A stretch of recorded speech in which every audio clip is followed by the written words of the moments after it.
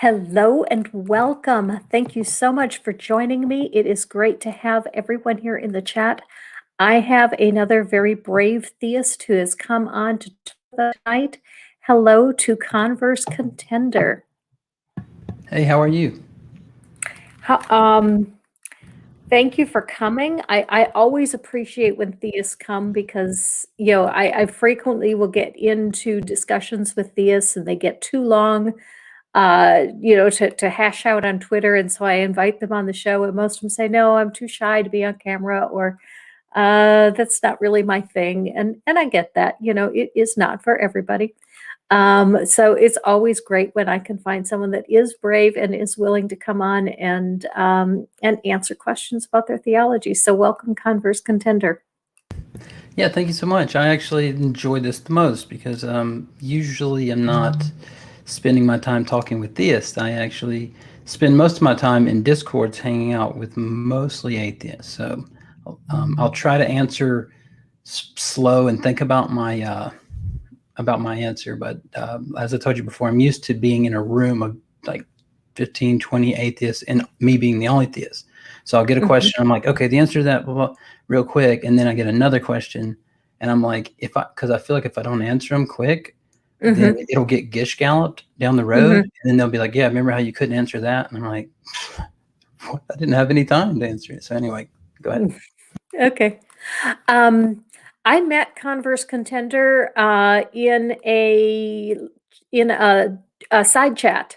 Converse Contender said, why don't you have somebody on that's not a fundamentalist? And actually, I have because I have had the dry apologist on before, and he's Catholic. And I definitely would not consider Catholic to be fundamentalist. I don't know about S.J. Thomason. I do not consider her to be fundamentalist either, and she's been on the show as well. Yeah. Go ahead. Sorry, I might clarify there.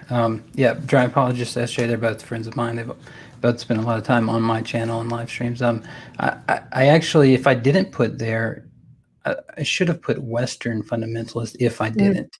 So if you might have. Okay. Because I make a distinction between fundamentalism and Western fundamentalism, and maybe we'll get into some of that later. Okay.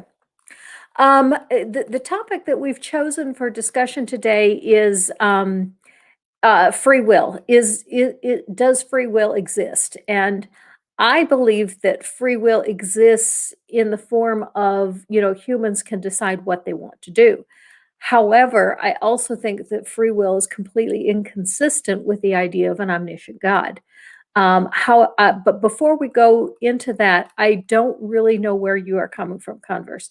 I watched a couple of your videos, but most of what I saw was you talking to guests and talking about the guests' ideas, which, I totally get. When you have a guest on, especially, a well-informed guest, that's the intention of the show, is to let the guest talk and talk about the guest's ideas. But because of that, I really don't have a very good idea of where you're coming from. So what is your basic theology? Okay, so yeah, the last a lot of the last videos I've had are actually interviews, so they're going to be obviously not really much about my views. So that probably wasn't very helpful. But so I am what's called a Molinist. Okay. And SJ I know is SJ Molinist mentioned also. it to you. Yeah, I know she mentioned it to you. I know you guys are kind of like trying to figure out some of the concepts and things in that stream, and so you'll at least be somewhat familiar with it. And it's basically a view that was proposed by a Reformation thinker, Luis de Molina, and he had actually, I've got his book here by Dr. Kurt McGregor. He wrote a book on Molina. It's a really, really good read, and I'm having Kurt McGregor on in a few weeks, but actually next week. But he basically seen what Thomas Aquinas was doing with this thing called middle knowledge. And unlike the other reformers like Calvin and Luther, which you think would go against Aquinas because he was Catholic and they're reforming to Protestantism, Molina was actually the only one to go, I'm going against the view of Thomas Aquinas. So that's going to be my view. If you want me to go into the view at all, as far as like, are you pretty familiar?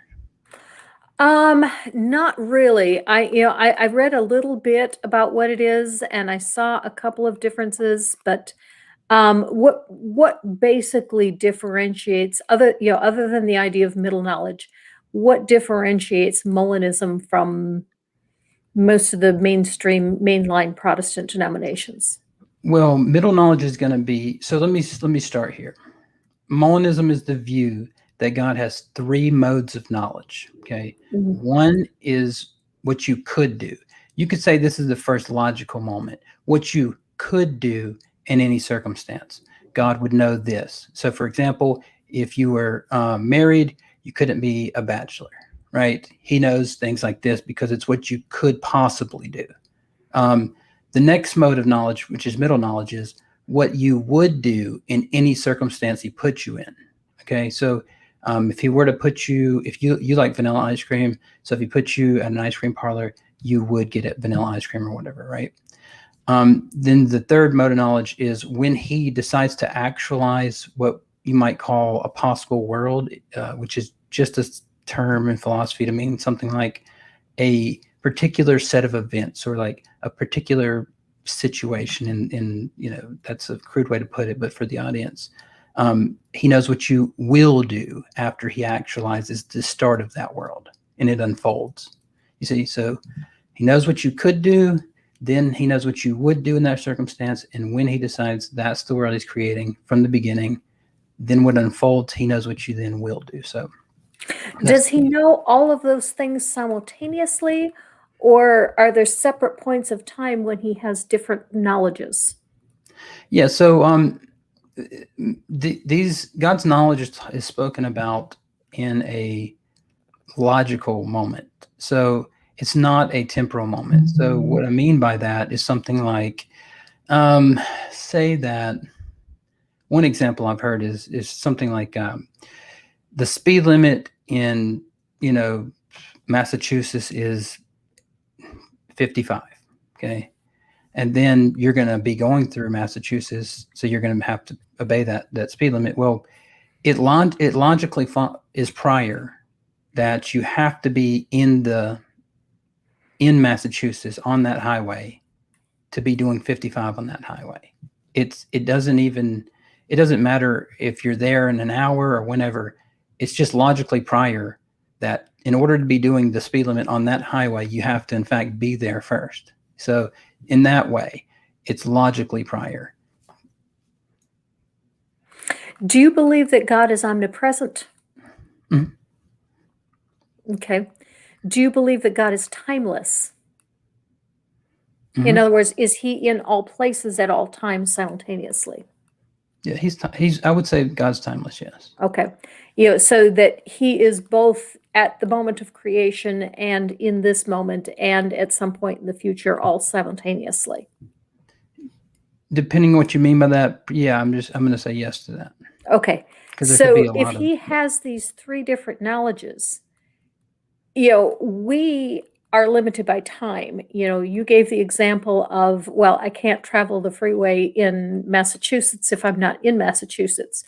But if God knows when I will be in Massachusetts and what I will do when I am in Massachusetts, Mhm. then he is not limited by this separation of knowledges because he has all three simultaneously, correct? Mhm. Okay.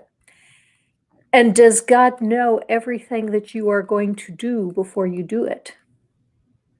Yes. What you Okay. will do? Yes. What you will do. Yeah. Okay. Can you choose to do differently than what God already knows what you will do? Yes, you could. And if you did, then God wouldn't know what you are going to do, correct? I don't think so. Here's why I say that. Say that I know that my wife really doesn't like mint chocolate. Okay, I know that. I have that foreknowledge. So, and then say that we went to an ice cream shop and they only had mint chocolate or chocolate. She doesn't like mint chocolate at all. So I already know, like, so what I'm going to say is, I know that she could choose mint chocolate, but she wouldn't. In the same way, God knows that you could do otherwise, but you wouldn't. Okay. But that's not the knowledge of what that's only the knowledge of what you could do, not the knowledge of what you will do. And the question that I asked to you was, does God know what you will do, not what you could do? Right. That's why I made the distinction with would, is because he knows that you could choose the chocolate or the mint chocolate. He knows you could do either. It's logically possible. But he knows you, in your essence, or whatever you want to call it, wouldn't. You see, so could, would, and will. So you could do otherwise, but you wouldn't. Okay. So you're saying now that God does not know what you will do, only what you could do and what factors will go into that decision. Oh no, he will know what you will do, because if he knows what Okay, you if would, he knows what you will do, can you decide to do other than what he knows that you will do? you could, but you wouldn't. You see what I mean? I see what you So mean, but you're contradicting yourself. I mean, I because don't think if you so. can do other than what he knows, then he does not know what you will do. And if Well, you can't, then he does. But then you have no free will. so capability doesn't entail fatalism. So just to put this one way, um, if I know my wife could choose either this or that, and I know she could, we're at could stage now. I know that she could do one of these. I know that she would choose this one for sure. She's not choosing the other one. She just hates it. But you don't know that. No, I do You know know. what she usually does, but you do not know her mind. You do not know every factor that goes into her decision. And so you cannot know what she will do. Okay, if you want to say with 100% certainty, I mean, like I know my wife will never. She almost throws. She's like, ugh, I would never even get close to that. But anyway, let's just say that you're right. That I can't know for sure that she's not going to just develop a new taste for it or something. Well, in that case, that's fine for me. But if we're talking about God knowing all things, He would know, if He had middle knowledge, what Exactly. we would do in that Hmm. circumstance. So if And He that's why I knows, think the human example doesn't make a good example because that's none of fine. us have perfect knowledge like Yeah, I was God is just trying supposed to to have. relate. Sure. So let's say that God knows that my wife could choose chocolate or mint chocolate, and He knows that she would choose mint chocolate. Okay. She could still choose chocolate, but she just wouldn't do that. And so that when He puts her in that situation, that is when the will comes in. He puts her there. She will choose that because that's what she would have done in that situation. Okay. And Brenda is right. You're kind of equivocating could and will because I've I know asked you Brenda a very couple well. of times if God knows what you will do, and every time you say yes, He does know what you will do, but then you change it to, well, God knows that you could do this. If God knows what you will do, then you have no choice in doing what it is known that you will do. I understand what you're asking, right? Like, so I Mhm. should just say this up front, right? This has been, even secular scholars say this in modal logic will, in modal philosophy will say like this is the case. For example, Alex Malpass, who's a PhD, like he did his doctoral work on this topic modality, and he's a very bright person. I've had him on the channel. He's an atheist PhD philosopher, and he even said in his debate with Dr. Kurt McGregor that having foreknowledge of something does not entail fatalism, which is that you have to do that. So, and I've spoke to dozens of atheists that have looked into the field of modality, even outside of God. We think about this in everyday life. Just take God out of it, and you just say, if you know that we could do this if we launch a rocket, and we know that this would happen, then when we actualize that by launching the rocket, then it will do that. Now we could have done otherwise, but we wouldn't have. That's kind of the Okay, point. but you're still going back to the could, and that's not what Could is not the what's up for first. discussion. Well, yeah, but not if it's not part of the discussion. The whole Well, discussion is, does God know what you will do, and can you do other than what you will? And so right. to say, well, you could, because you could have a choice. Well, So, it negates the will. So here's the thing.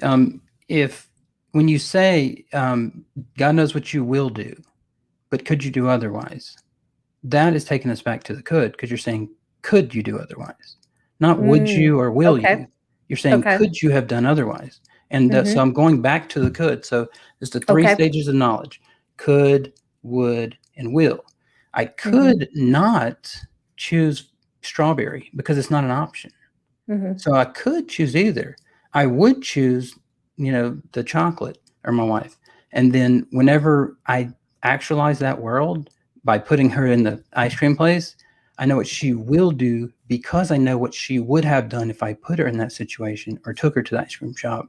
But she could still choose mint chocolate at the last minute. I just know that she wouldn't. That kind of, you see what I'm saying? I do. I do. Let's put this more into a theology situation. Let me first ask you, do you believe in Adam and Eve? Do you believe that they were literal people? So I have, I'm not sure if you watched my interview with Dr. John Walton on this, I but watched part of it, but not all of it. okay, so I think Adam and Eve are both an archetypal figures and Okay. potentially real figures. So, Okay. So but do you go ahead. go ahead. Oh no, I was just going to say that. But a lot of my views aren't going to be tied to most like Western fundamentalist Christianity. I mean, Okay. I would almost consider myself a fundamentalist, maybe, but not in the same way as other people. So go Okay. ahead with your next question. Do you believe that there is a moment when sin entered the world? Um, it depends on what you mean by that, because I listened to your discussion with, is it Tiger, Steven Tiger? Mhm. Mhm. Sorry, That's okay. I have a son, and I always want to call him Daniel Tiger whenever I see him on things, because I believe he's been on Modern Day Debate and a few other places before, and so I've seen him, and I'm always wanting to go Daniel Tiger when he came on, but forget that. So yeah, and I got to be honest, like I was rooting for you. I was like, oh, you know the answer to this. You are a Christian. You know the answer to this. But then I disagree with most of what you guys said. And so I think what you mean by that is, were people immortal before they sinned, right? No, that's not what I'm Okay. asking it. Okay. Well, Because that's what you you guys are know, saying in that discussion. So I was just trying to get at your main point. yeah, no, the point I'm going to get to is did Adam or the first person who sinned or, whoever brought sin into the world, did they have any choice in doing that act Oh yes. of eating the fruit or Okay. whatever it was that brought sin into the world? Did they have any free will in making that choice? Yeah, I would say they definitely did. They Okay. could have done otherwise. Okay, so you do believe that there was an act by a human, whether he was named Adam or he's just an Adam, that committed the first sin that brought Yeah. sin into the world. Yeah, I Okay. mean, like, you take the like, you could take it whatever you want. If you see the tree of life or whatever, and you want to say, oh yeah, that was some type of like supercomputer that helps the mitochondrial DNA, blah blah blah, whatever it does, but it's called a tree of life because fallen creatures can't understand these things or whatever. Adam, the archetypal man, the person that originally lost us connection with God or whatever. So yeah. Do you believe in original sin? Um. It by that, I mean, I guess I didn't phrase that correctly. What I really meant to ask was, do you believe in imputed sin? Um.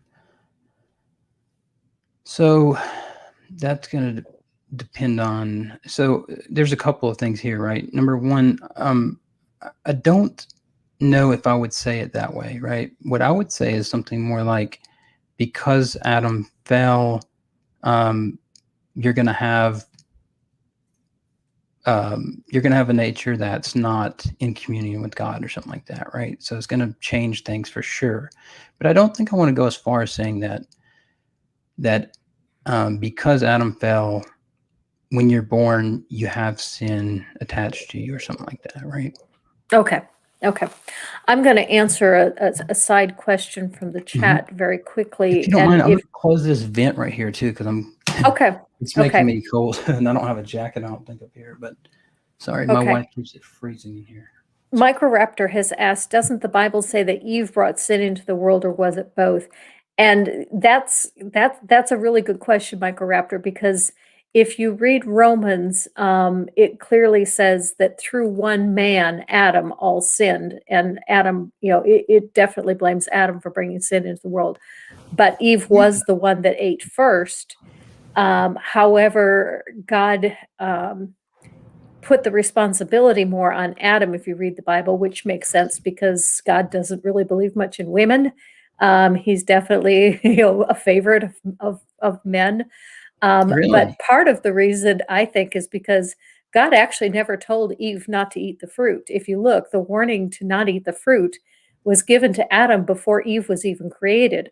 So whether or not Eve ever even heard the directive not to eat the fruit is up for debate because it's not in the Bible.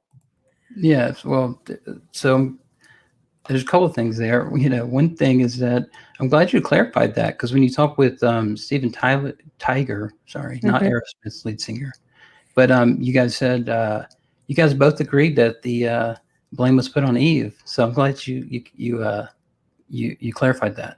And then I'm not sure about the thing about God doesn't prefer women or whatever. I'm not sure about that. Well, that would Well, is kind of considering off that topic, in the but Old Testament, women were property, and men were the only ones that were people. Yeah, definitely God favors men, especially since he set up the system where well, women were property. And even in the Ten Commandments, God says that women are property. well, keep in mind that you have um, if you want to say that God mostly spoke to men or whatever your claim is there, God is using the means of the world. So if he were to speak to, let's say that he were to make his prophet early on a woman, right? It wouldn't have made sense in the world they were in because the men were so barbaric and sexist. So I don't see why God should have used a woman Couldn't back God a have thousand years ago. commanded the men that the women were people too? Couldn't he have just told them that? Well, it does say that God created man and women in His image, right? And so, No, it says he made God a man in his image, male and female. He made them. So it doesn't really specifically say that he made women in his image, but regardless, he still set up a system where he directed that women were property. what passage are you referring to? I'd like to get the I'm passage. referring to the 10th commandment where it says, do not covet your neighbor's ox, your neighbor's house, or your Hmm. neighbor's wife. Yeah, She's listed right along with the rest of the property. yeah. So, do you think that's because God considered her property, or because the people of the Yes. time considered her property? Well, obviously God, was perfectly fine with it because otherwise he could have said, your neighbor's wife is not property. He could have Yeah, made that a separate commandment. yeah. So, God had no problem with saying no to adultery, and that wasn't something that was favored by the people. He had no problem with saying don't eat shrimp and don't wear mixed fabrics. Why is wearing mixed fabrics so much more important than making women co-equal with men? yeah, so that was quite a barbaric time, right? And so, do you think that some of the things God did to separate the nations from the Israelites by like making them wear not letting them wear mixed fabrics and eating bottom feeders and things like that? Do you think that, and not just sleeping with all the kind of different women and stuff all the time? Do you think that is on par with making the woman a president or a congressman or something like that in their time? Because my thing is this, is that, as Paul says, like, you give babes milk until they can take solid food. And so what I'm going to say is that, in the same way that if you and I agreed drugs are bad, just say heroin's bad or whatever, right? And you shouldn't do it, it's immoral, whatever. I'm not saying you agree, I'm just saying that. And then we have a drug addict that is on Hang on for heroin. just a second. I'm Yeah. having an issue Oh, with my okay. computer cable. You can keep your answer, but I need to leave for just a second and check why my computer is not getting power. Okay.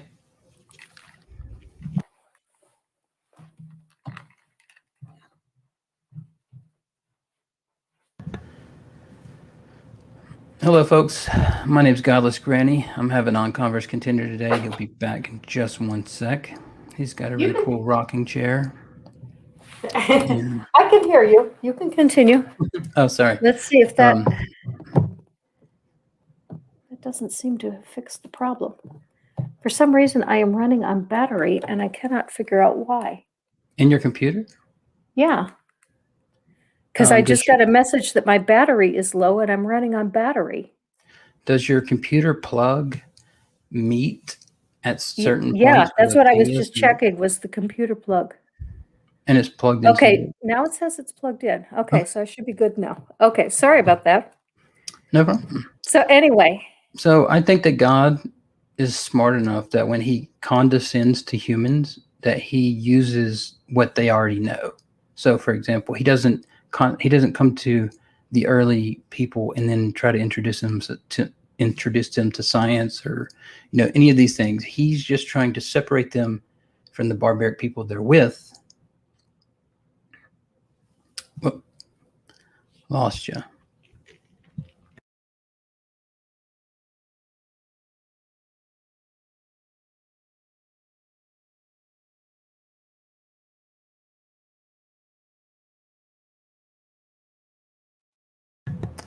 What's up, Maya Atkinson?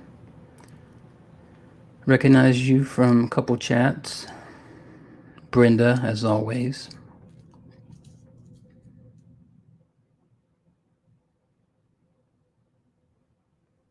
Brenda, I haven't seen you put out anything recently, so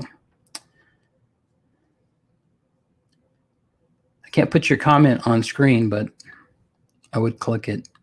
Hey, what's up, Spartan? Good to see you. Uh-oh. Looks like she's gone for good. Hopefully Granny will be back in here in just a short minute there, folks. Yeah, Maya, long time no see. Sorry. I see you sometimes in like Dragnot's chat and stuff like that, but how's the audio? Is my mic okay?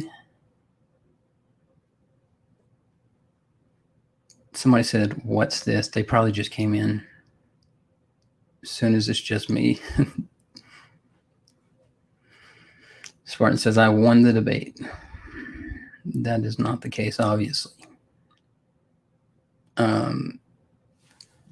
Yeah, if you want to put some questions in the side chat, I'll just answer them until Kelly gets back.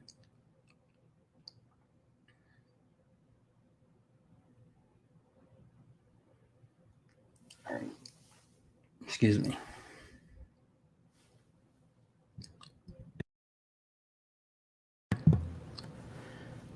oh, Sorry about that. No worries. My computer went down entirely. Oh, no worries. I was running the show. Okay. I think we may be good now, but we'll see. All right.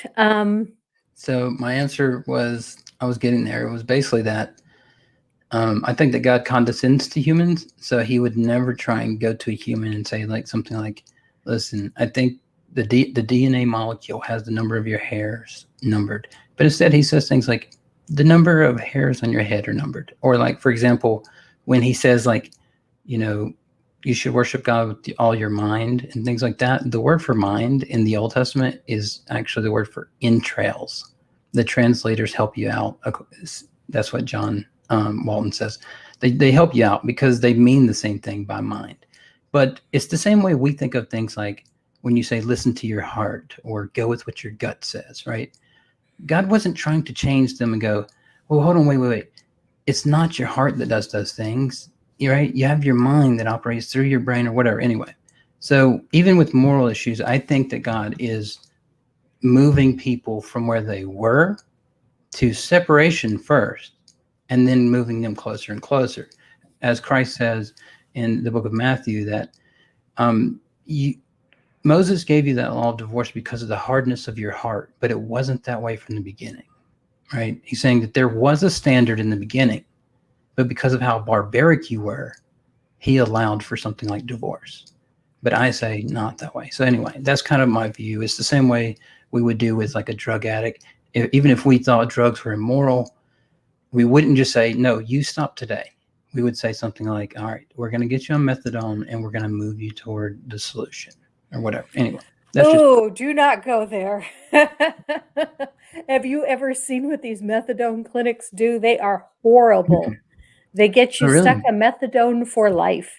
I was in a hearing recently. I'm a Kaja. I represent children in court, and we had the head of a methadone clinic testifying as to why someone was on methadone, because they were transitioning off of another drug.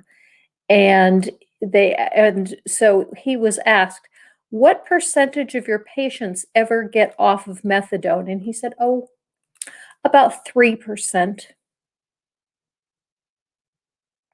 They're not even trying to get them Yeah. off of that. They just move them from one drug to another. So Well, anyway, I hope let's that let's answer. anecdotal evidence isn't extrapolated worldwide, because that would really be bad. But either way, I think the principle still stands that you try to wean people off of things. Muhammad did the same thing with All the right, let's pagans in Medina. But go ahead.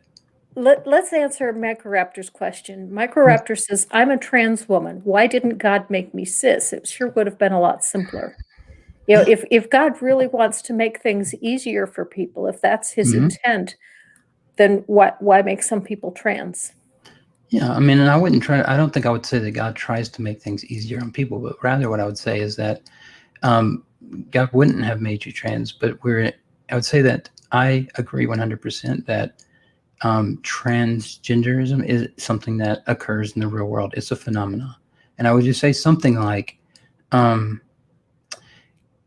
we are in a fallen world, so that's not the ideal, right? But I would never try to deny that you actually experience that, as some people try to do. I would just say that, yeah, that's a complete phenomenon, right? But Mhm. in the same way that there are other things that have changed about the world since the fall, that would be another thing. Okay. But all these things are kind of besides the topic, but I'm Yeah, I fine know to we're answer way it. off topic, but there Yeah. is one thing that I think is just, you know, I there's one area of the Bible where I think it's completely flipped from what you're saying, and that would be homosexuality. If God really was trying to be sensitive to the people's needs and why tell them to stone homosexuals to death rather than ask them to tolerate them?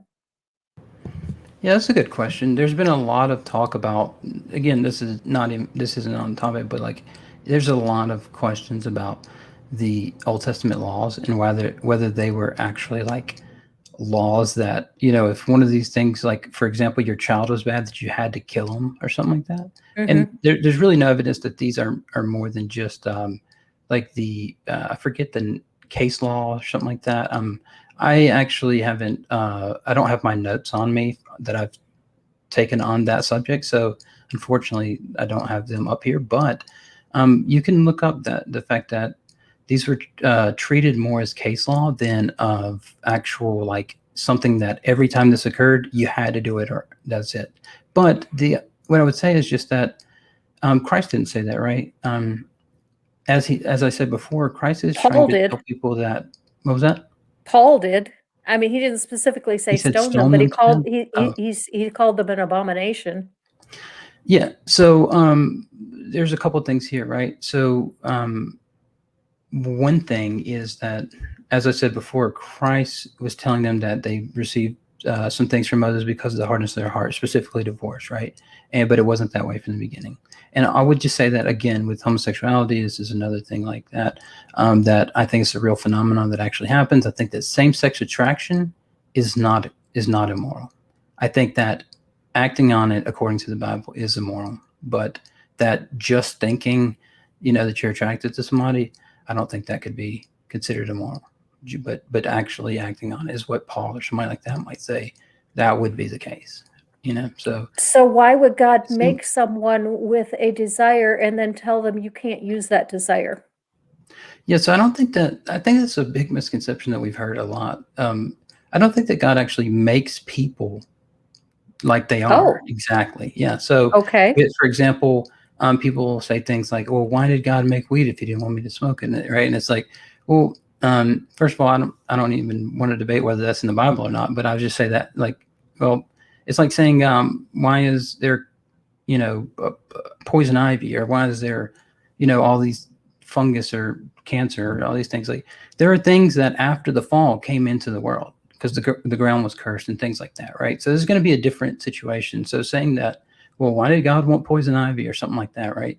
It's just going to say that it just seems like we're going to conflate what a perfect world to God is and what our fallen world is, because obviously it says the lamb will lay with the lion in heaven, and there's sickness and Do you think God death and all makes that people? things. Yeah. What was that? Does God make people, or are we just completely a product of biology? Or does God have any hand in making people what they are?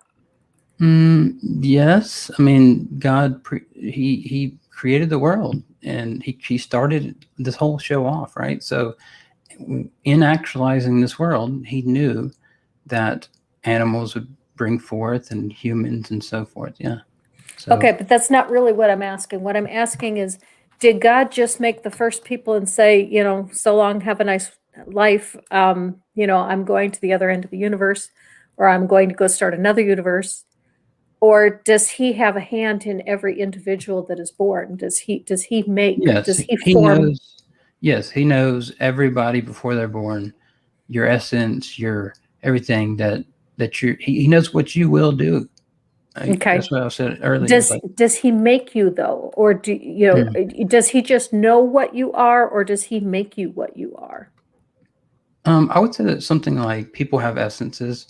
God knows what your essence is like, but he doesn't make you exactly. Okay, so where it says I formed you in your mother's womb, that's God didn't really do that, even though he Well, said that that. doesn't actually say that he made you do anything or anything like that, right? No, It but just it says says that I he formed formed you. you. He Yeah. formed me, which would say that he made you. Yeah, I agree. God made all people. Okay, so God did make people. Yeah, I said that. It says that he made Adam from the dust of the earth, and Yeah, but later you made on, it sound like he only made Adam, and since then, the rest of us are all products of that biology, but he only made mm, Adam. no, I believe in evolution. So, Yeah, I'm yeah. yeah. So I wouldn't say that. You asked me, did he actually form what we know, and like, or does he just know us, or does he actually form Well, what we're going to be? And I'm like, I'm that's the really distinction. asking, does he determine which genes you get from your mother and which genes you get from your father? Does he infuse a soul into the person that is formed? Does he determine who your parents are going to be, or are all these things just random acts of biology? Yeah, so God knew that if he actualized this universe, that you, the essence, would be in this body. For example, you, Godless Granny, would be in the store trying to figure out what cookies you like best. So you're going to be Okay, but you, that really but doesn't in answer the your question body. that I asked. You keep saying that God knows this is what you're going to be, but I'm asking, did God determine what I will be? Did God make me the way I am? Yeah, I said no, that he didn't make you the way you are. I said he made you, and I think you've been conflating making you and making you the way you are. Okay. So God makes your biology, but once you're born, you make yourself from that point on. Is that what you're saying? I don't actually know what you're getting at. Like I said before, I think you have an essence. I think you have Hmm. an individual essence. And when God gave people the imager, the imago Dei, the image of God, that people are now able to understand moral concepts and things like that, right? But then they're still going to have free will. So they're still going to make their own decision stuff. Just because God made me doesn't mean that he makes every decision I've ever wanted to make. Yeah, I realize that. But what I'm really asking is, doesn't God also control a lot of the factors that go into our decisions? Like, for example, Sure. a lot of what people do is a product of their upbringing. And a lot of it is a Hmm. product of their genetic makeup. And if God has determined your genetic makeup, and if God has determined who your parents are going to be and where you are going to be raised, then didn't God have a huge hand in how you turned out to be? Mm-hmm. Yeah, I mean, I agree with that. Sorry, my lips are really chapped right now. That's okay. That's why I Yeah, always completely. have water. I could not make it through a stream without a glass of water. Yeah, I completely agree with that. I do think that you are limited by the environment that you're created into, and I do think that you're limited by circumstances, right? But that's that's kind of the point, is that um, the circumstances that we are in. For example, if I didn't have legs, then I'm probably not going to be a dancer or something like that.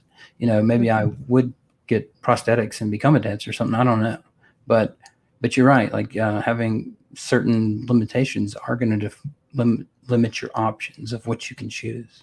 So yeah, I mean, I agree with that. Okay. And that's part of the reason that I think that if you are going to say that God is in complete control of what goes on in this world, that humans cannot then have free will also.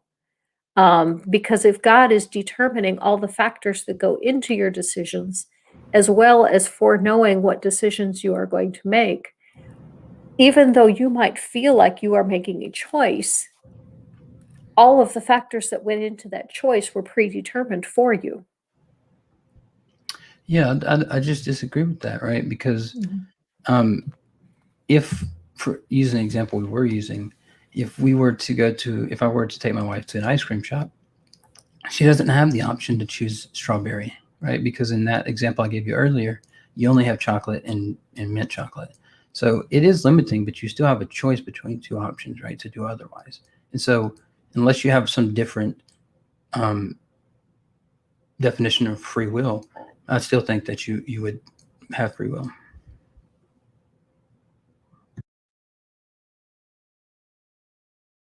Uh-oh. Are you thinking, or you froze? I'm going to guess froze.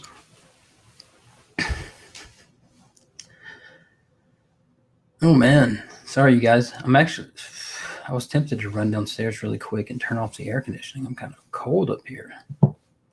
It's the 2-story house life. I don't like this setup. But all right, let me look at some questions here.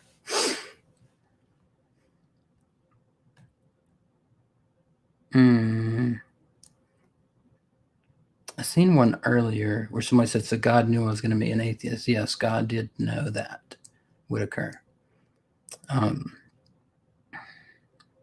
We really need to get to what that implies, though, and I'm not sure if we are or not. I'm open to staying and doing it, so it's going to be up to Gigi whether she wants to do it or not.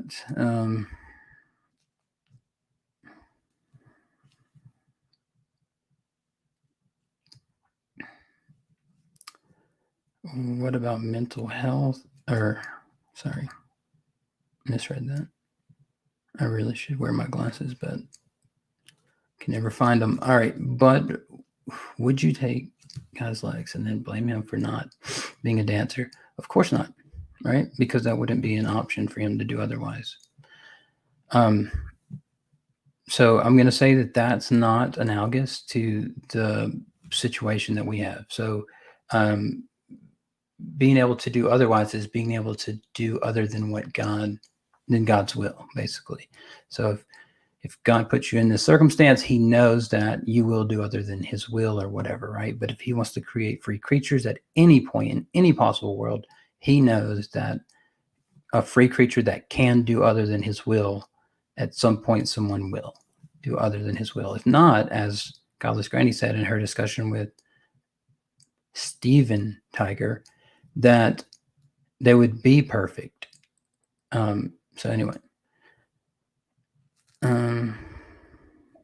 Okay. And this time it wasn't the power, this time it was my internet went down. Oh, no worries. I'll hold it down for you. I really apologize that, this I had this happen to me once before, and fortunately, I had 4 guests on. They just continued the show. So I do appreciate you being such a, Mhm. being willing to carry the show. But of course, then again, I've also given you a free platform. So Oh, no worries. Most of atheist YouTube has been very receptive to me and Mm, been very, nice. And I routinely get a lot of kind words because of my approach. And so I just understand that. mhm. I think that atheists make a lot of good points, matter of fact. Hmm, that's interesting. Most Christians I hear from tell me that, I don't know anything because the knowledge of God is the beginning of wisdom, and if you don't know God, you don't know anything. Yeah, well, that doesn't mean that you can't make a good point, right? And then the same people that will say that, but you do have the image of God. So even though you can't ground your knowledge, you can't justify your knowledge, you do still have knowledge. Like even Saitin Brunke used to use the example where he would say something like, every time I go to get surgery, I don't check and see if the doctor's an atheist because I know you have knowledge, right? He would just Mhm. say that like, of course you have the image of God, but then he would say you can't justify it or something like that. So that's not what I do. I just say, look, if you make a good point, a logical point, something like that, then I'm going to accept it and just adjust my idea. I might even adjust some of my ideas, that we have in this discussion. But Microraptor says, "You seem very nice, thanks for that. unlike a certain person who has an inflatable banana." Inflatable banana person. Is that That's Ray Comfort. Ray Comfort? Okay, yeah, that makes Yeah. sense. Well, keep in mind though, speaking of Ray Comfort, right? Keep in mind that I feel like atheists, although they make good points, sometimes they fall into the same trap as they Mhm. have with Christians, right? Because they'll say Yes. something like, I think the most underused term in all of online great debate community discussions about God and things like this is the word facile, which it just basically means something like you give a neat characterization of somebody's argument without accounting for all the complexities of it. So, for example, you might see Ray Comfort or Kent Hovind or somebody say, "Oh, evolution. So you think my great grandfather's a banana?" You see how that Microraptor sounds says, "I'm wrong. ridiculous? It's Matt Powell, not Ray Comfort." Oh, Okay. sorry. Never mind. Well, no, I thought it was Comfort because Comfort is the one that does the thing with, a banana fits perfectly into your hand. Right. Um, Dr. Osiris is saying that Matt Powell has a giant inflatable banana in his backyard that he calls Dr. Peel. Is that a Fortnite reference, maybe? Or that may I be. have no idea. Okay. Sorry. No idea. Sorry. But I'm My not my really son isn't familiar with close Matt enough to Powell. ask. Whenever I Mine get, either. yeah, those are questions I normally ask my son.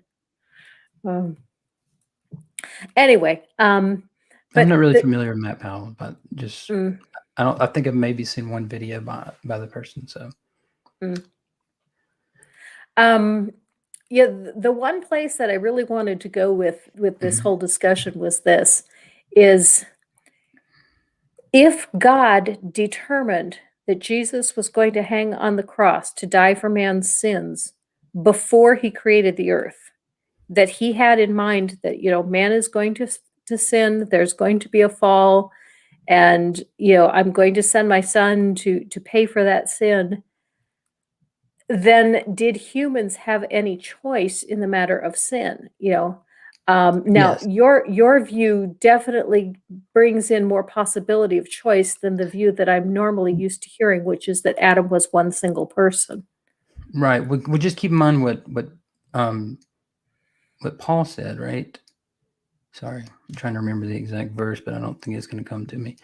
Um, I believe it was Paul that said, if the leaders had known, they would have never crucified the Lord of glory.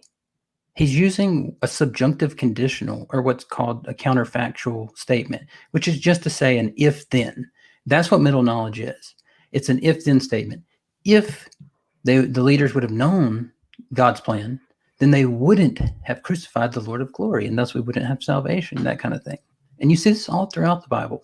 That's why middle knowledge just makes so much sense. In fact, A lot of Calvinists, well, I shouldn't say a lot, some Calvinists, there's been a big aversion to middle knowledge from Calvinists because I think a lot of misunderstandings because they think that it's like God looking forward and like learning something new about creatures where we don't think of God as learning things, right? But even Alvin Plantinga, who was a Calvinist, one of the greatest Christian scholars, at least in the last 100 years or so, he even became a Calvinist and a Molinist because he was like, I don't see why I can't be both. Because it seems like in the Bible, there's all these occurrences of God knowing a possibility in a possible world if somebody would have chose something different. So yeah, if they would have done something different, like knowing God's plan, then they wouldn't have crucified the Lord of glory, as Paul says. Okay, but that kind of reverses the question that I've asked. Because my question isn't would man do something different, but could man do something? In other words, is it possible that man would never have sinned? Wouldn't that have destroyed God's entire plan for the universe if man never sinned? So I think this is why Molinism is such a powerful argument, is because you said if man could have if man could have sinned or done something, Chosen not to sin. Yeah. could have chosen not to sin, which I'll say yes, because they had the capability to choose not to sin. Would it thwart God's will? And I'd say if they would have chosen that, right, then yes, it would have thwarted God's will. But because God has this knowledge of what these free creatures would do in that circumstance, he created this world knowing that they would freely choose to do this or that. And then he can choose what world brings about his goals or his will based on these things. You make it sound like there's a time lapse there, that, God created man knowing that they could sin. And then once they did, well, then he made a plan to deal with the sin. No, so like God knew even before he created anyone or the universe or anything. He just imagine God looking at the possible, like let's just say I created a simulated video game world, right? Mm-hmm. I'm gonna create a world, and I go, okay, if I create a world like Tony Hawk Pro Skater, where because I used to be a skateboarder, and I'm like, if I put a huge vert ramp here, Bob Burnquist will try to do a 720 and he will fall off the edge and die and break his neck. So maybe I'll put a small half pipe here or whatever. Anyway, he knows what would occur ahead of time. So he doesn't have to make like these incremental changes along the way, because he knows if I actualize this world, all of these things until the end are going to happen and bring about my will. Right. So if I want Bob Burnquist, for example, to survive so that he can bring about a savior or whatever, then I'm not going to put a vert ramp there. I'll create the next world over, world 400,733 or whatever, right, where there's a half pipe instead of a vert ramp, and it still brings about my will through free creatures. Okay, if the possibility exists that you can do something, but you won't, can you really say that you've freely chosen to do what you know you would not have done otherwise? Are you asking me, could you still say that you're free? Mm-hmm. Yeah, of course. I think that's yeah. I think that even most atheist philosophers would agree with that. Okay. William of Ockham had a thing about this a while back, but but yeah, I think so for sure. If you could do otherwise, I think that just being able to do otherwise gives you is what freedom is, being able to do otherwise. And so if you could do otherwise, but you wouldn't do otherwise in this circumstance, then yeah, I mean, that's pretty much every counter fact. That's pretty much every subjunctive situation, right? A conditional situation is that you're going to be in a situation where you could choose X or Y, but you're going to choose Y because that's what you prefer to do or whatever. Yeah. So even if God didn't know it, right? Just say that you're going to do it anyway. Like you're going to, you could have done otherwise, but you wouldn't have either way if God knows it or not. So And Zach Bergman has anticipated the end of my line of reasoning perfectly. Under that logic, God is punishing us for sinning when he specifically arranged the world so that he knows that we would. He knew that this is what we will do, and then he's punishing us for doing exactly what he made us, created us to do. Yeah, so that's a common comment that we get. It's going to say that I think what he's trying to imply there is that God's responsible because he created a free world in which I would freely choose to do otherwise than his will. And because he knew it ahead of time, that makes God responsible or something. And I'm going to say that I don't see the responsibility being put on God because that he knew that you would do something in this world. Because Do if he you wants to create any world with free creatures at all, it's going to entail that freedom entails that there's the ability to do otherwise. okay?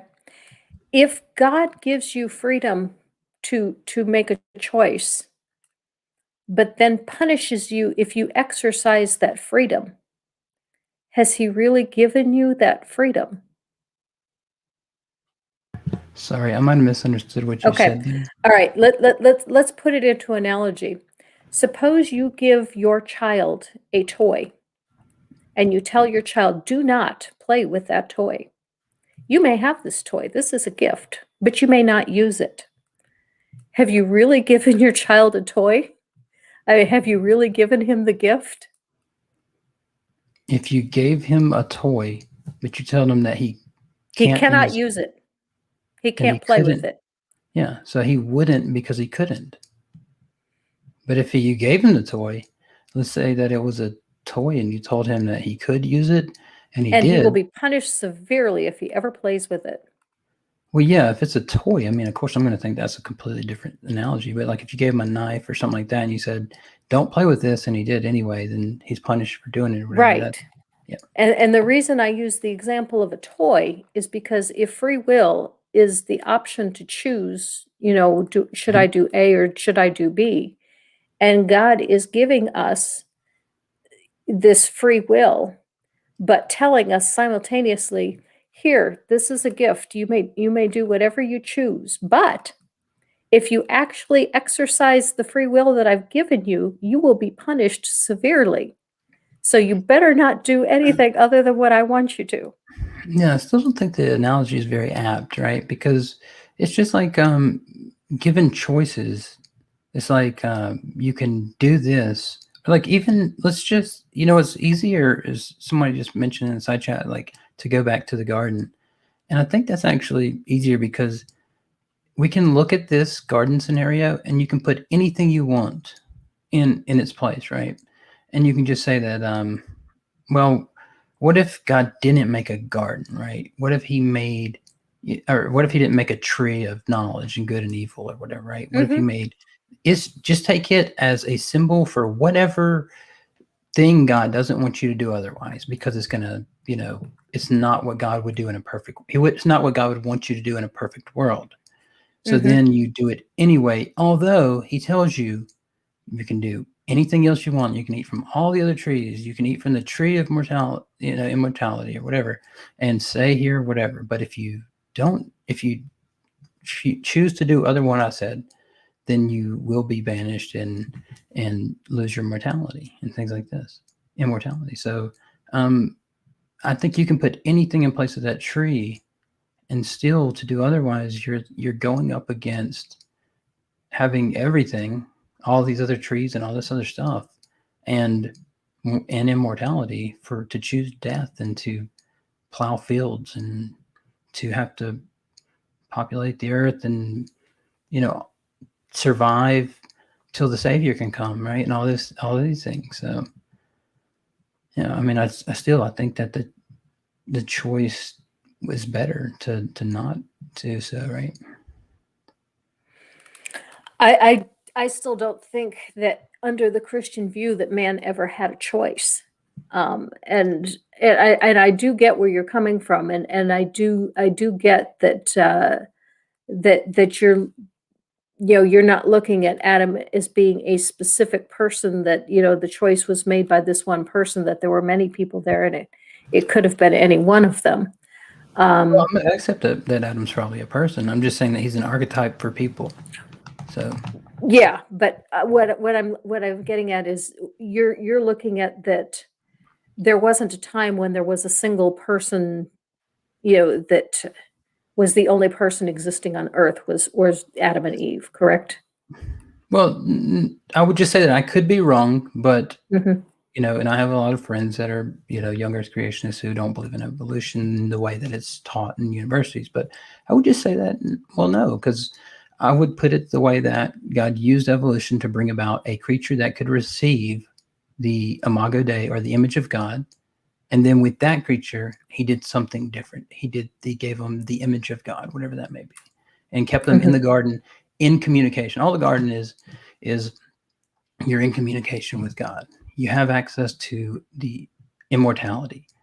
It's called a tree of life, but whatever this tree is representative of for these primitive people, a supercomputer that, whatever you want to say, right? Think of any scientific thing you can think of and then add it there if you want. That helps you to understand. But yeah, it's fine. I think that God took somebody at some point that was capable of receiving the image. Do you think God wants to have a relationship with people? Yes. Okay. If God wants to have a relationship with people, why does he not communicate that other than through a book that was written 2,000 years ago that most people today cannot understand, and very few can read it in its original language? Well, good point. Like, why wouldn't God just? Why would he do all that, right? But I so, mean, like, why not write something himself that's in yeah, stone, that's going to be perfectly preserved and we can all see it? yeah. So, for example, so the first thing is that and I'm sure you already know this. I just want to clarify for the listeners that the Bible's not a book, but it's a library of books that took place over a long period of time, right? And written by many different authors and different things like apocalyptic literature, poetic literature, historical narrative, all these types of things. Um, I would say that as far as why didn't God write something on stone so that we could see it today and we could all believe or whatever. And I would just say that, well, like, you have the Egyptians and the Akkadians and other people that did write on stone, and we still have them today, and most people don't buy it, and they have their religions. But also, the next thing I would say is that there's many unbelievers that would say, even if God did exist and I knew that he existed, I would think of him like a tyrant or some type of like North Korean leader. Like Matt Dillahunty said, yeah, even if I knew the God of the Bible existed and he was right in front of me, I would never worship him. You see? And so I don't think that would really get us anywhere. So I think that God knew that if he were to have these authors, his prophets, write down through history all these things, that when the book appealed, it would appeal to people in this time or that time or whatever, right? And perhaps that's the thing that would appeal throughout all the way from the early times until today. One thing I would say is that you may know this, but it's getting kind of trendy to do old stuff now. Like, I'm a woodworker, and I've seen more and more that people, they don't want like a fancy new modern bench or something. They want like an old school one with like a live edge from a sawmill, and things like that. So Mhm. older thing I think it's another problem with, like, a lot of people want to read the King James version of the Bible because it sounds like, with the these and thous, it sounds like an old rustic antique type. It's the original authorized version or whatever. And I'm just like, if you like, you can't even get the concepts from some of the sentences for young people because they just get into it and they're like, I don't even know what I was reading there. So anyway, Mhm. it's a I tangent. my issue with the Bible isn't the age of the Bible, but rather my biggest issue is that there are many different sects of Christianity, and we had to go through the first 10 minutes of the show just to find out which flavor of Christianity is the one that you subscribe to. Excuse me. Um, And supposedly, there is one Holy Spirit that when believers pray to this Holy Spirit, that this Holy Spirit will guide you into all truth, and that when you read the Bible, this Holy Spirit is supposed to guide you into the knowledge that the Bible would impart to you. And yet, we have all these different sects of Christianity who understand different things from reading the same text, and they're all supposedly guided by this same Holy Spirit. Yeah, I mean that's a good question. I mean that's a great point. I mean, I don't think that you're going to have universal agreement from anybody on any topic, really. You know, Mhm. but I would say that I think that the people who, like, for example, say some of the essentials of Christianity, like Christ dying, Christ rising, Christ being a real person, you know, all these things. I think those things are clear. And then I think that people who are going to disagree with those things are going to be doing so on the basis that I think that's when people would say, "Hey, look, this guy doesn't seem to have the spirit, or this lady doesn't seem to have the spirit, or something like that," right? But yeah, I can understand what you mean, like especially in passages that are unfamiliar to us. You know, like there's a big problem with a lot of there's a lot of issues with contextualizing. That's why my channel is mostly about contextualizing.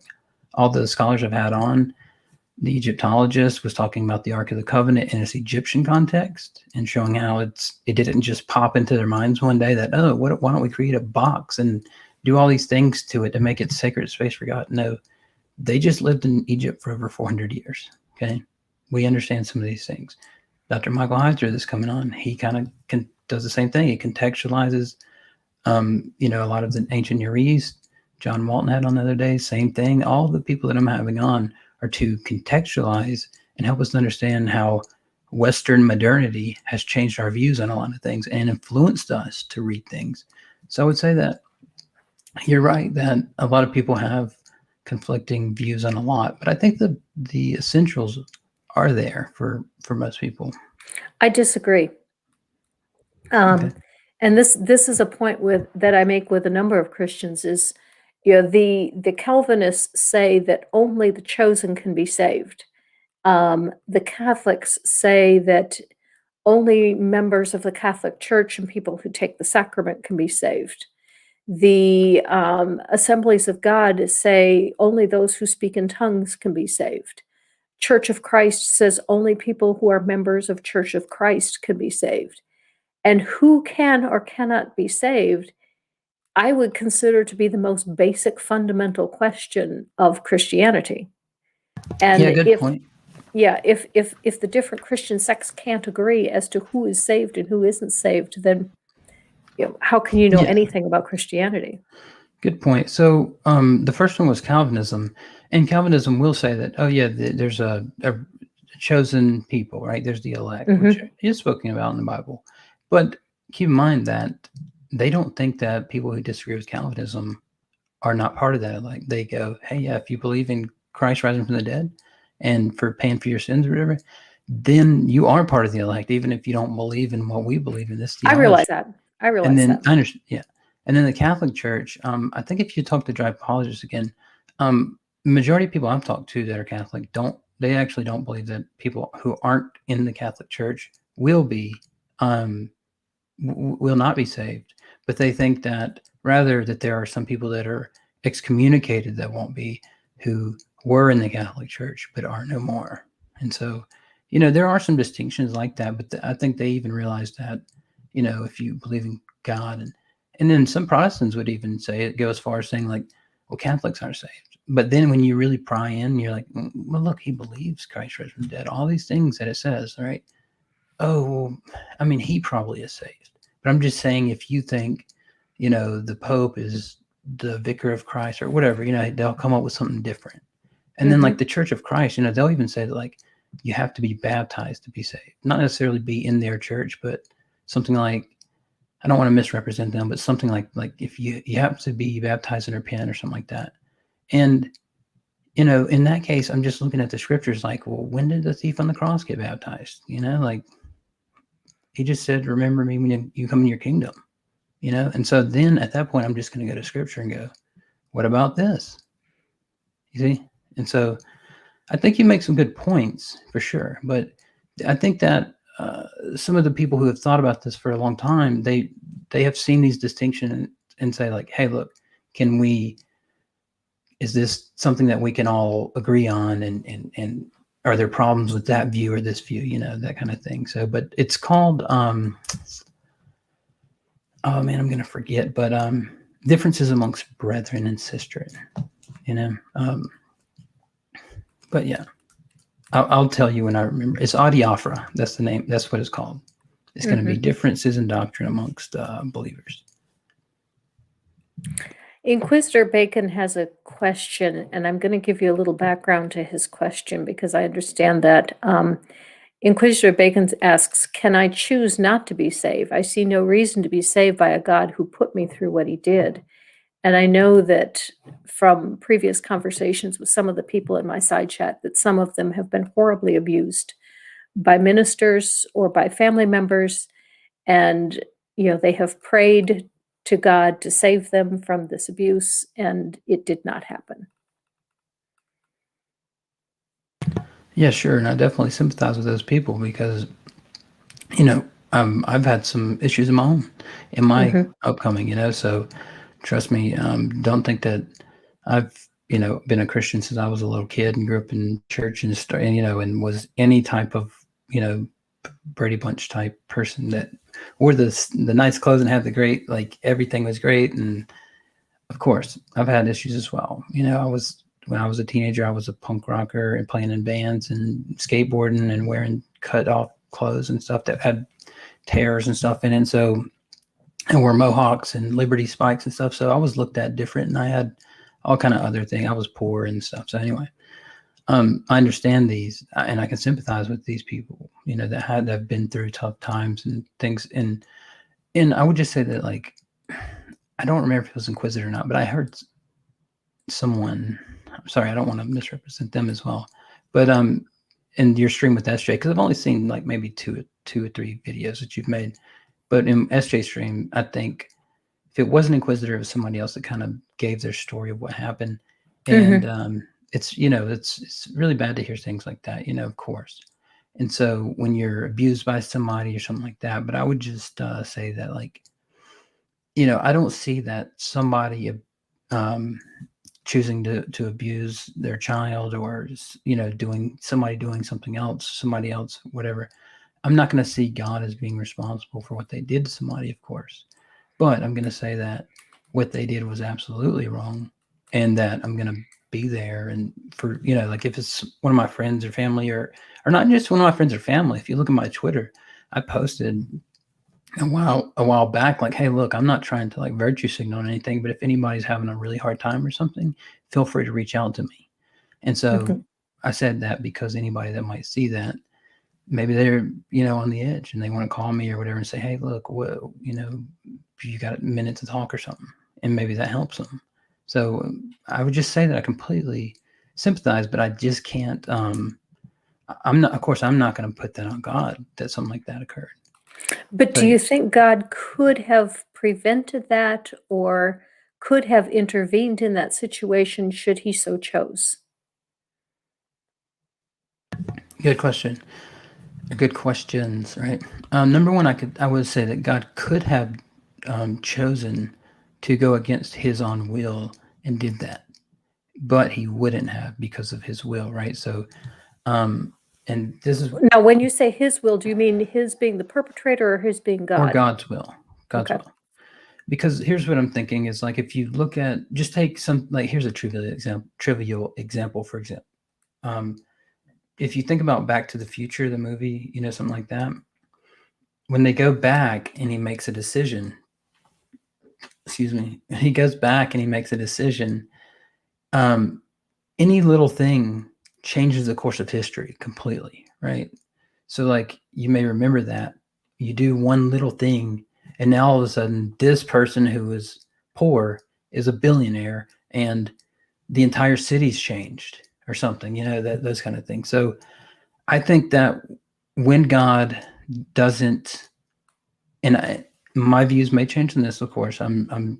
This is something that I've been really kind of trying to develop, but I think that when God changes something, it alters a lot, even a small thing, so that if he can answer a prayer and still accomplish his will, I think that he will, right?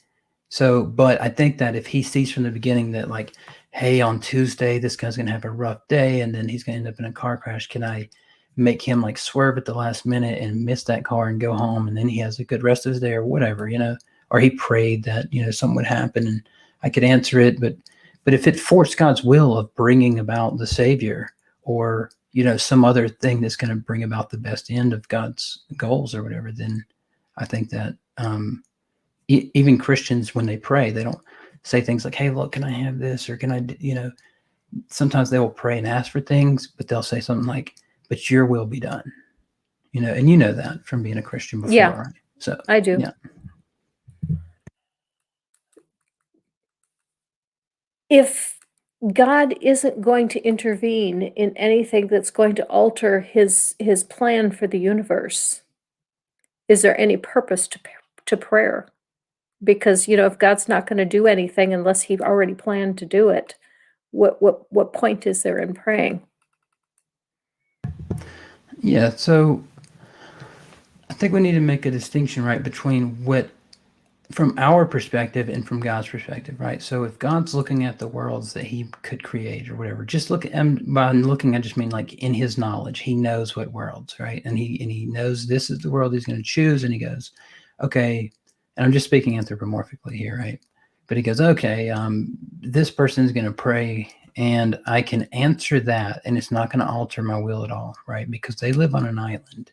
If I answer their prayer, then I gain them, and it doesn't change anything or whatever, right? So I do think that in time, he knows that person will pray to him and thus get his prayer answered.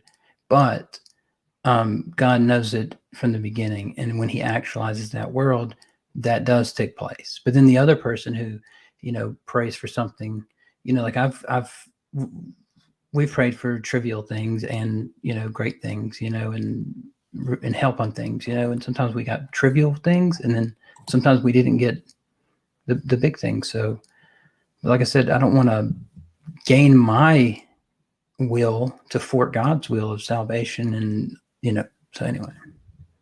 But I definitely sympathize.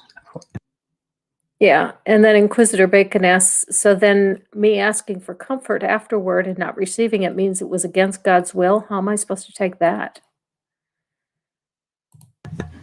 Yeah, so if God has a plan to bring about the salvation for humans, and that to accomplish all of his goals, okay, and his goals, if we're limited perceivers, and God is an absolute perceiver.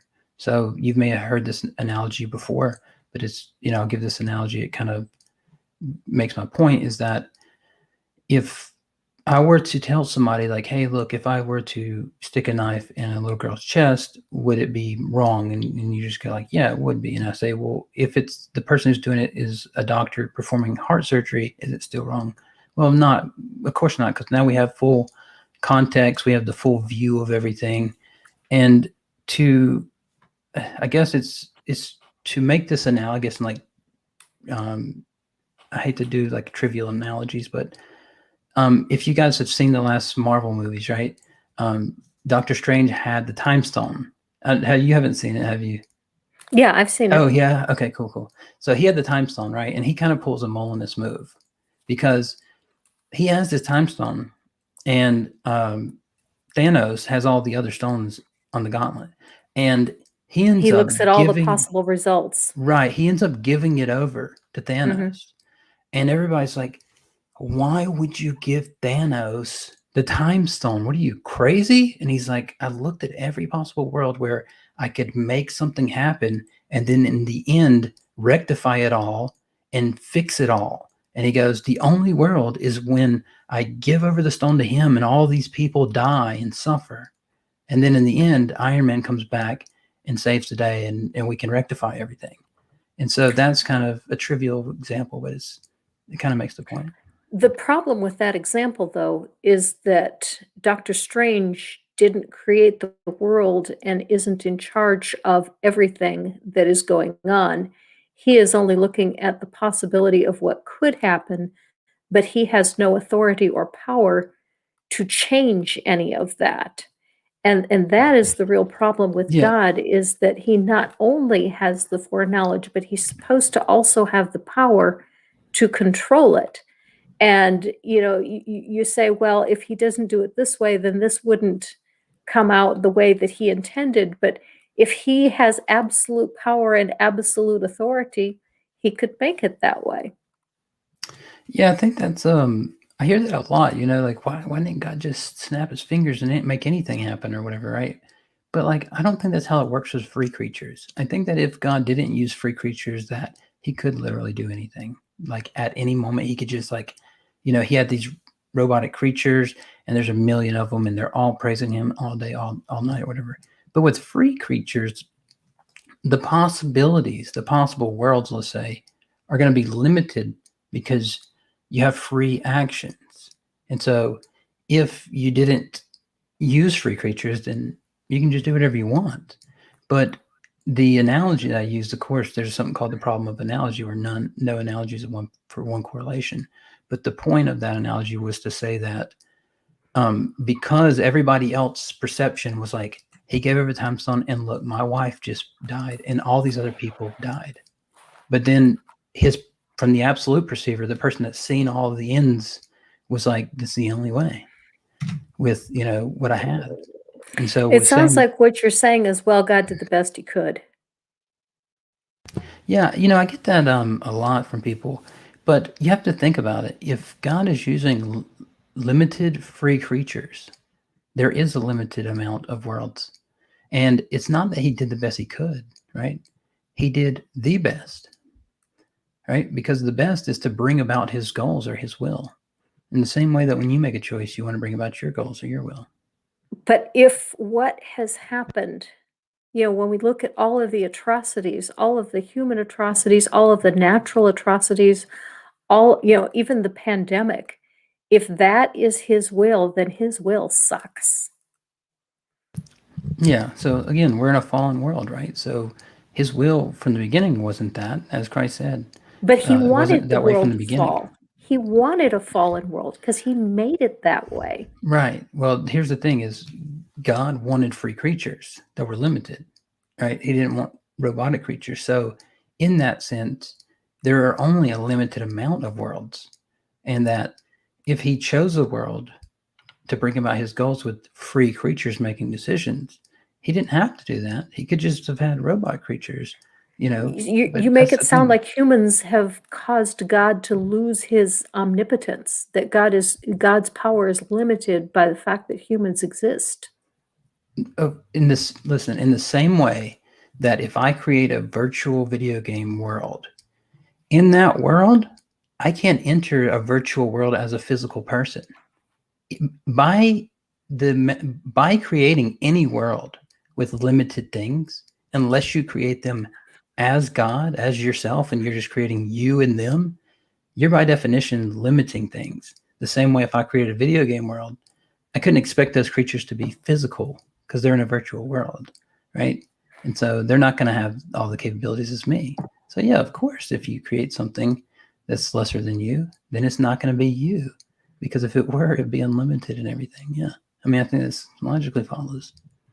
I was not chuckling at your answer. I was chuckling at one of the comments in the side chat, which asks, how the blue blazes does this guy know what God wanted anyway?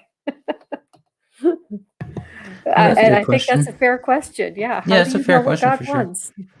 Yeah, and I don't know completely. So I never say that I know everything about God or anything. I often say I don't know, right? But if I can know that, for example, if God has revealed himself to people, then I can look at what he's said to people, that he wants to bring about salvation through Christ and so forth, right?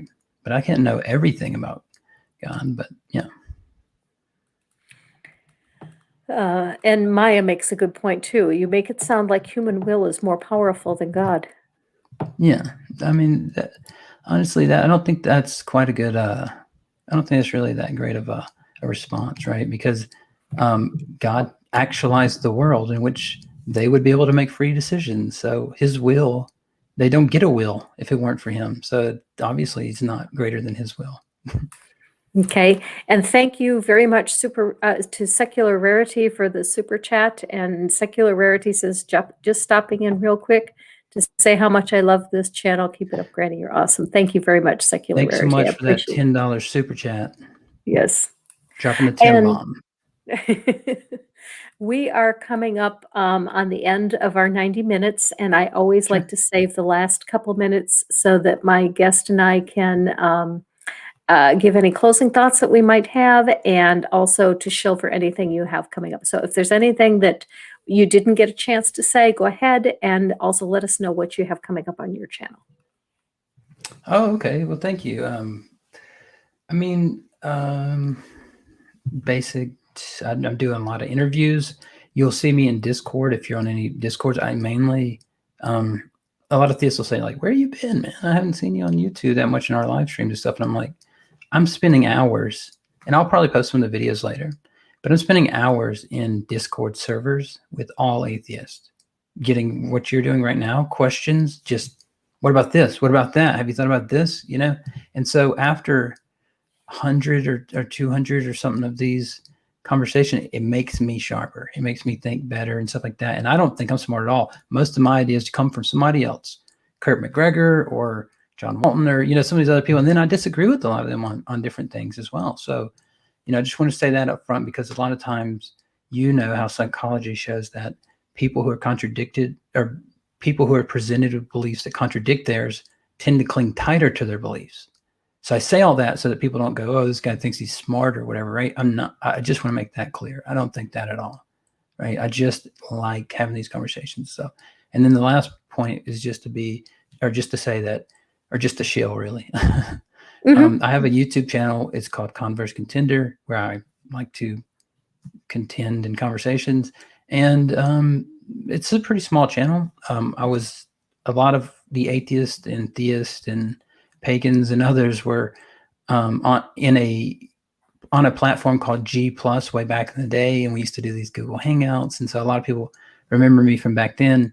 And I quit YouTube for a long time and came back with my new channel about 2 years ago, almost 2 years. And I mainly do interviews and live streams sometimes with people coming to debate. And I'll be having Dr. Michael Heiser on. I'll be having Dr. Liz Jackson coming on, Dr. Kurt McGregor next week. So, a lot of things like that. I like to hear from the scholars, and then I like to have discussions about, helping me clarify and think about some other things as well. Okay, very good. Thanks for having me, though. You are certainly welcome. And a link to Converse Contender's channel is in the description of this video. So if you would like to check out some of his content, or if you'd like to watch any of the upcoming shows, the link is there, and you could just copy that and find his channel and go subscribe to him if you so choose. As far as what I have coming up, I'm working on a couple of videos. I'm working on the second part of my children's series, Why Am I an Atheist, taught at a 6-year-old level. And Junie the Apostate has contributed to that project. I'm also trying to talk Surus into doing a collab project with me to respond to Standing for Truth. And I had to get a little help on that one from Steve Bowman, because one area I know absolutely nothing about, it's geology. And we ended up, and I couldn't believe it, 2 minutes into the video, we were into geology. So I had That's the to way ask. it goes. Yeah. What are you going to do? Yep. But Steve Bowman gave me some great help with the geology on that one. And next week, I've got someone that I'm trying to talk into coming on for a show next week, but I haven't got it set yet. So I'm not sure what we'll do as far as live stream goes next week. But thank you to. Can I show? Let me show one more thing. Sorry. Okay, go ahead. I'm a moderator, and I help to set up debates for Modern Day Debate. And right now, James has this thing going on to try and fund this debate for Matt Dillahunty and Dr. Kenny Rhodes. Sorry if I'm messing that up. Dr. Kenny Rhodes, I believe.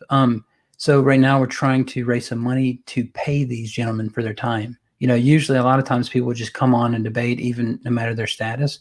But James is such a nice guy that he wants to just he's like, let's give him money anyway. So he's trying to, and I just got to be honest, like the same thing with me. I tell him, how many times have I told him, look, you don't have to pay him for this, right? I'll do it. I'll volunteer because it's, I like it doing it. And he's like, no, a worker's worth his wages, right? And so he just wants to give him money. And so if you guys would, you should definitely give to that. I think it's on Indiegogo this time. And, I know you've had Matt Dillahunty on.